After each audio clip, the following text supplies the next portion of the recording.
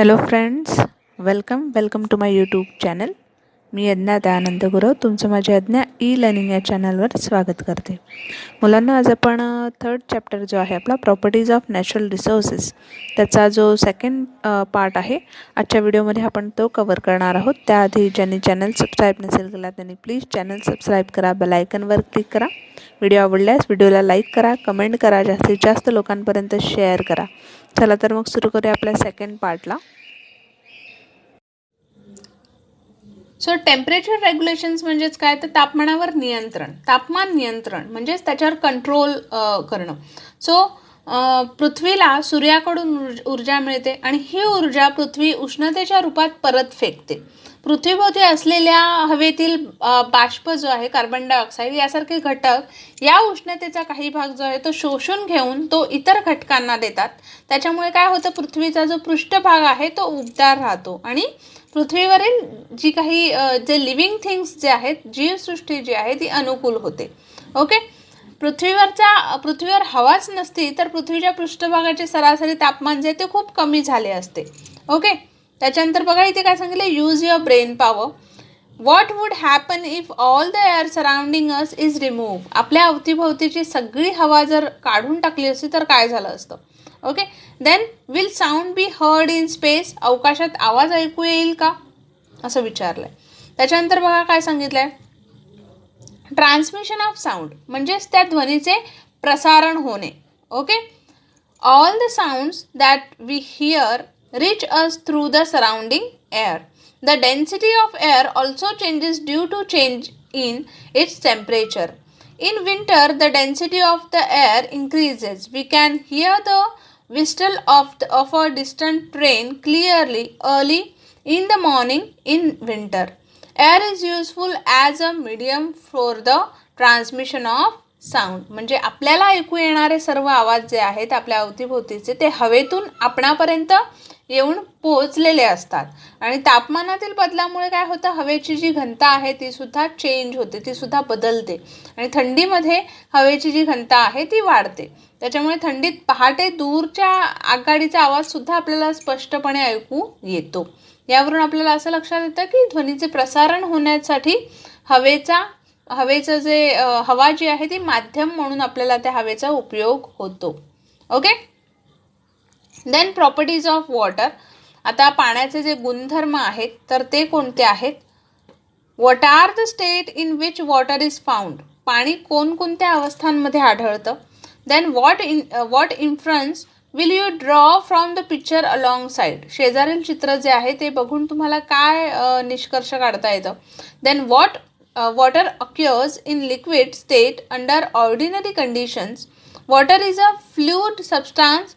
Water does not have its own shape but has a volume. It can pass through small holes or seep through very small gaps or cracks. On pouring water in an oil-cladded dish, water does not spread but form small round drops. Why does this happen? आता सामान्य तापमानाला पाणी जे आहे, पाणी द्रव्य अवस्थेत आपल्याला आढळतं. ओके, लिक्विड फॉर्ममध्ये आपल्याला आढळतं. पण हे पाणी एक प्रवाही पदार्थ आहे, बरोबर. ते वाहतं आणि पाण्याला स्वतःचा असा आकार नाही आहे पण आकारमान आहे. आपण मोजू शकतो, काउंट करू शकतो. सूक्ष्म छिद्रांमधून किंवा अतिसूक्ष्म अशा फटीतून ते पार होऊ शकतं, ते झिरपतं. ओके, त्याचप्रमाणे तेलाने माखलेल्या ताटलीत थोडेसे पाणी ओतल्यानंतर पाणी ताटलीत न पसरता पाण्याचे अनेक छोटे छोटे गोलाकार असे थेंब जे आहेत ते तयार होतात. तर असं का होतं ते त्यांनी विचारलंय. त्याच्यानंतर बघा, try this. Take a plastic bottle more than half full of water. Mark the water level on the bottle. Keep this bottle upright in the freezer for making ice. Open the freezer after a couple of hours and observe. You will see that the water has changed into ice. Note the level of ice. You will find that the ice level is higher than the water level before freezing. What can you infer from this? As water freezes to form ice, it expands and its volume increases. On freezing, how much was the increase in the volume of the water? In what proportion did it increases. आता त्यांनी सांगितलं आहे की आपल्याला एक प्लास्टिकची bottle घ्यायची आहे, त्या बॉटलीत अर्ध्यापेक्षा जास्त असं पाणी भरायचं आहे आणि बाटलीवर पाण्याची पातळशी अशी खून जी आहे ती तुम्हाला पाण्याच्या त्या लेवलची करून ठेवायची आणि ही बाटली बर्फ तयार करण्यासाठी फ्रीजरमध्ये उभी ठेवायचे. काही तासानंतर फ्रीजर उघडून पहा, पाण्याचा जो आहे तो बर्फ झालेला तुम्हाला दिसेल आणि त्या बर्फाच्या पातळीची सुद्धा तुम्हाला नोंद करून घ्यायची. ओके, ती पाण्याच्या पातळीची खुणेपेक्षा वाढलेली आपल्याला दिसून येईल. याच्यावरून काय लक्षात येतं तर पाण्याचे बर्फ होताना ते पाणी गोठतं तेव्हा ते प्रसरण पावतं. ओके, आणि त्याच्या आकारमानात काय होते, वाढ होते आणि पाणी गोठल्यावर पाण्याच्या मूळ आकारात किती वाढ होते, किती प्रमाणात आहे हे तुम्हाला तुमच्या लक्षात येईल. देन सेकंड बघा, take a bucket of water, drop many different kinds of articles in it, make separate list of the articles which sink in the water and those that float on it. आता एका बादलीत पाणी घ्यायचं आहे, तिच्यात पाणी भरायचं आहे एका बादलीत आणि वेगवेगळ्या वस्तू ज्या आहेत त्या तुम्हाला त्या बादलीत टाकायच्या आहेत आणि कोणकोणत्या वस्तू बुडतात आणि कोणत्या तरंगतात हे याची तुम्हाला लिस्ट करायची आहे. Okay, take some water in a pot and add a few pieces of ice to it, observe what happen. आता एक ग्लास घ्यायचा आहे, त्यात थोडंसं पाणी घ्यायचं आहे आणि बर्फाचे काही खडे जे आहेत ते त्याच्यात टाकायचे आहेत आणि निरीक्षण करायचं आहे. Then why do we see the ice float on water. आता आपल्याला बर्फ हा जो आहे हा पाण्यावर फ्लोट करताना का दिसतोय, पाण्यावर तरंगताना का दिसतोय. Ice is lighter than water. When water freezes to form ice it becomes lighter than the original liquid. When water freezes, that is when it transforms into the solid state, its volume increases. Therefore, the density of ice is less than that of water. That is why the ice floats on water. आता बर्फ जो आहे तो पाण्यापेक्षा हलका असतो, तेव्हा जेव्हा पाणी गोठून त्याचं घनरूप बर्फ होतो तेव्हा मूळच्या द्रव्यरूपापेक्षा तो हलका होतो आणि पाणी गोठताना म्हणजेच त्याचे स्थायूमध्ये अवस्थांतर होताना त्याचं जे आकारमान आहे ते वाढतं आणि त्या बर्फाची घनता जी आहे ती कमी होते. त्याच्यामुळे त्या बर्फाचे खडे जे आहेत ते पाण्यावर तरंगतात. Okay, then density of water, त्या पाण्याची घनता. Okay, the inter relation between the volume and mass of substance. The space occupied by a substance is its volume. The store of matter in a substance is its mass. So डेन्सिटीचा formula त्यांनी इथे दिलाय. पदार्थाचे आकारमान आणि वस्तुमान याचा परस्पर संबंध एखाद्या वस्तूने व्यापलेली जागा म्हणजेच तिचं आकारमान आहे. ठीक आहे, आणि पदार्थातील द्रव्य संचय म्हणजेच ते वस्तुमान. ओके, सो बघा डेन्सिटीचा फॉर्म्युला यांनी दिलाय मास अपॉन व्हॉल्यूम, वस्तुमान अपॉन आकारमान. Okay, mass is measured in grams and volume in cubic centimeters. Hence, density is equal to gm, that is gram, and volume is cc, that is cubic centimeters. मास जे आहे ते ग्राम्समध्ये मोजलं जातं, ग्रामच्या एककामध्ये मोजलं जातं आणि volume जे आहे ते क्युबिक सेंटीमीटरच्या एककाने मोजलं जातं. त्याच्यामुळे त्याचा फॉर्म्युला आपण असाही लिहू शकतो, density is equal to gm, that is gram upon cc. Okay, hence g upon cc is the unit of density. If the mass of 1 liter of water is 1 kilogram, then what is the density of water? आता हे गणित तुम्हाला करून बघायचं आहे. Okay, then think, will the mass of water change when its state changes during the transformation of liquid water into ice? आता द्रव्यरूप पाण्याचे बर्फात अवस्थांतर होताना त्याचं वस्तुमान जे आहे त्यात काही चेंजेस होतील का, त्यात काही फरक होईल का? तर बघूया. ॲनोमलस बिहेवियर ऑफ वॉटर म्हणजेच सर्व पाण्याचे ॲनिमलस बिहेवियर म्हणजे मिळतं जुळतं असं बिहेवियर नाही आहे. एखाद्या पदार्थाशी त्याचं जे वर्तन आहे ते असंगत आहे. ओके, मिळतं जुळतं नाही आहे. Usually Wien the temperature of a substance is lower, it density increases as the volume decreases. But water is an exception to this rule. आता नेहमी काय होतं तर पदार्थाचे तापमान हे कमी असल्याने कमी केल्यास त्याची घनता जी आहे ती वाढते, आकारमान हे कमी होते. पण पाणी याला एक्सेप्शनल आहे. ओके, पाणी याला एक्सेप्शन आहे. Keep a glass full of water in the freezer for 5 to 10 minutes. Then take it out and observe it carefully. आता ग्लासभर पाणी 5 ते 10 मिनिटं फ्रीजरमध्ये ठेवा. तो ग्लास बाहेर काढा आणि काळजीपूर्वक त्याचं निरीक्षण जे आहे ते करा. From which part in the glass does the water first start freezing? पाणी गोठण्याची सुरुवात जी आहे ती कुठून होते, कोणत्या दिशेने होते हे तुमच्या लक्षात येईल. The density of water is peculiar.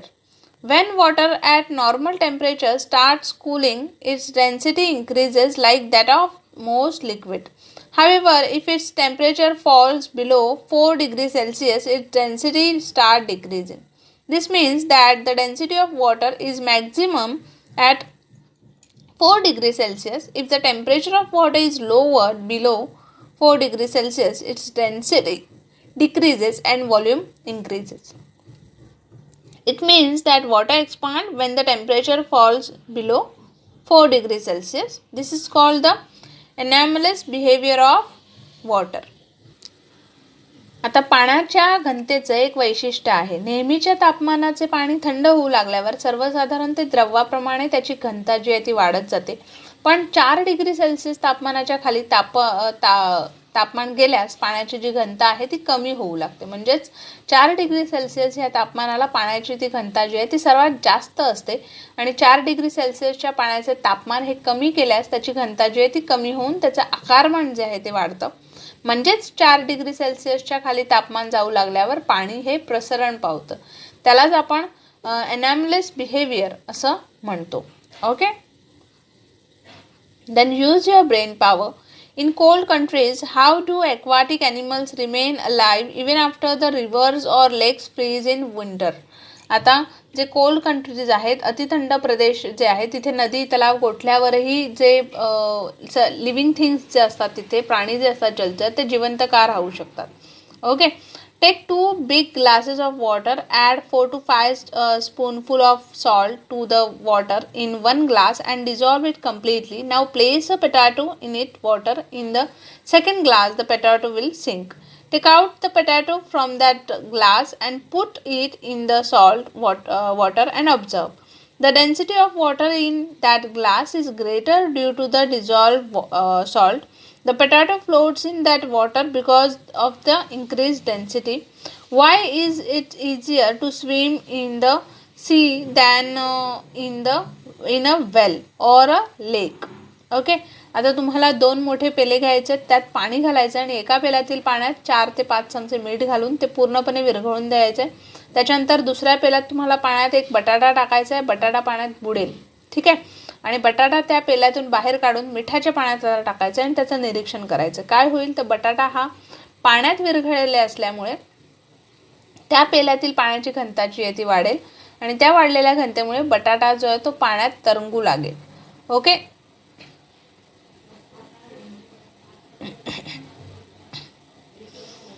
विहीर तलावाच्या पाण्यामध्ये पोहण्यापेक्षा समुद्रात पोहणे का सोपे जाते?